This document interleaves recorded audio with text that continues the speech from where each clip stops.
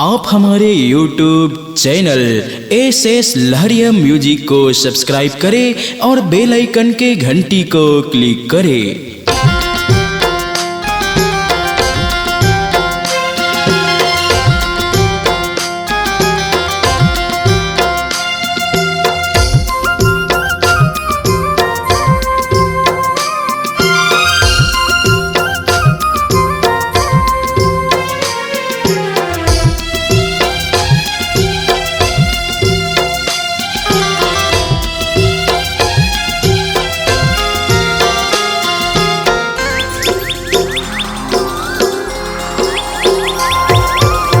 बोली हाला गए तोर बोली हाला गए ओ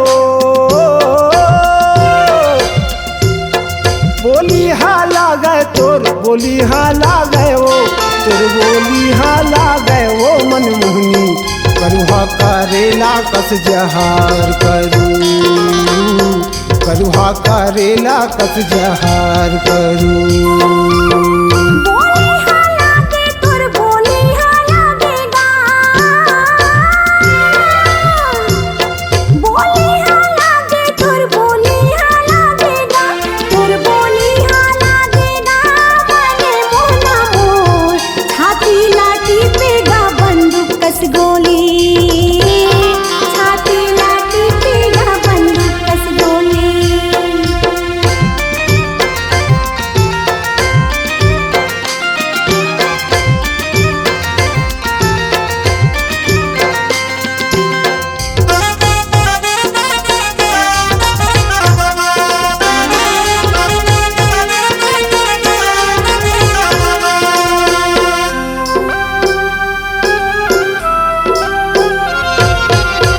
गेहूं के रोटी अंगरामा से के ओ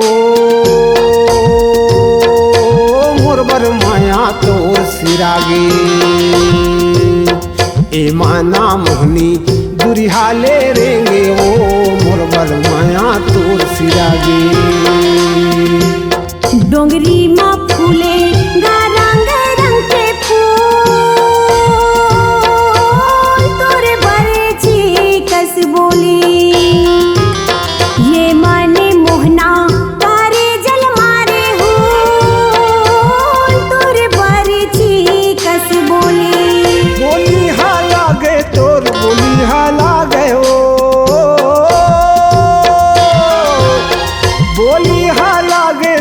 बोली हाला गए ओ तोर बोली हाला गए ओ मन मोहनी करुहा करेला कस जहार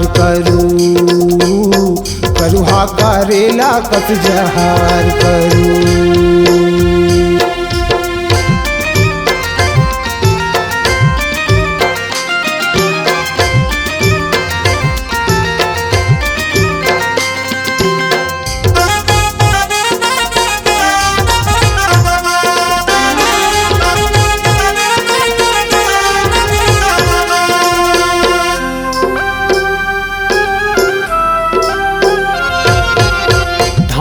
हे बछरू लाली रंग गैया ओ तय मायारू मोर जोड़ी आबे अमरैया वो तय मायारू मोर जोड़ी। तोर ना के चाली कर संग जहुरिया गा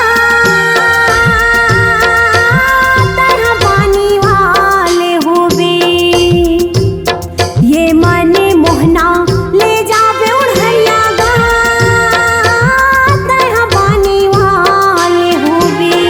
बोली हाला गए तोर बोली हाला गए ओ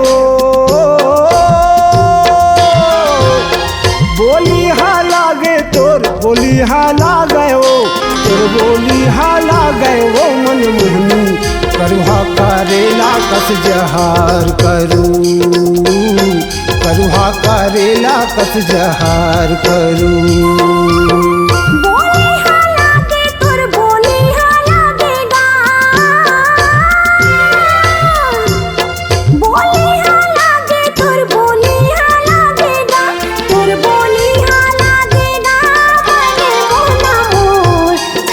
लाठी पे गा बंदूक कस गोली